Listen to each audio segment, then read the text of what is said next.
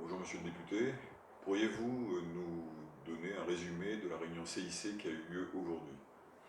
Alors, la réunion de la cellule interministérielle de crise qui s'est tenue ce matin nous a apporté un certain nombre de données statistiques qui prouvent que la situation est à l'accalmie, la tendance est à l'amélioration.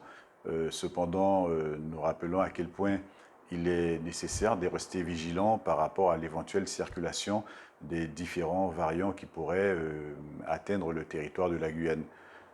Par ailleurs, je reste sur la ferme position qui consiste à dire que les autorités sanitaires vont devoir profiter de cette accalmie afin de poursuivre les travaux engagés pour l'amélioration de l'offre sanitaire sur le territoire, aussi bien pour ce qui concerne le personnel que pour ce qui concerne le matériel dont ont besoin les différents centres hospitaliers de Guyane. Alors, y a-t-il un fait saillant sur lequel vous souhaiteriez insister?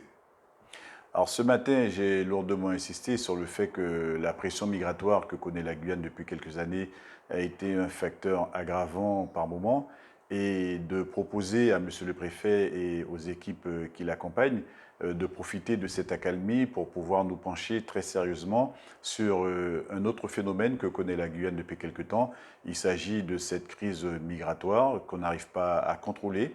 Il est vrai que tous les élus ont déjà alerté les membres du gouvernement, mais nous n'avons pas le sentiment d'obtenir les réponses satisfaisantes. Et c'est la raison pour laquelle j'avais adressé à l'ensemble de mes collègues élus de Guyane un courrier pour nous inviter à nous retrouver rapidement pour mener une réflexion, pour pouvoir faire en sorte que la Guyane fasse remonter auprès du gouvernement à Paris ce que sont à nos yeux les solutions qui permettraient de mieux accompagner, de mieux lutter contre cette immigration totalement incontrôlée dont on voit les conséquences sur le territoire de la Guyane.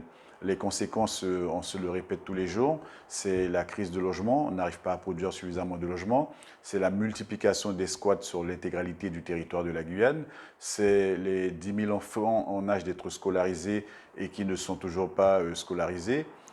C'est aussi le travail informel dont certaines voix prétendent qu'il occupe entre 40 et 60% de l'économie de la Guyane. C'est un lourd tribut que la Guyane doit payer à cette immigration clandestine. C'est aussi les tensions entre les groupes humains sur le territoire, des tensions que nous connaissons et qui font encore l'actualité.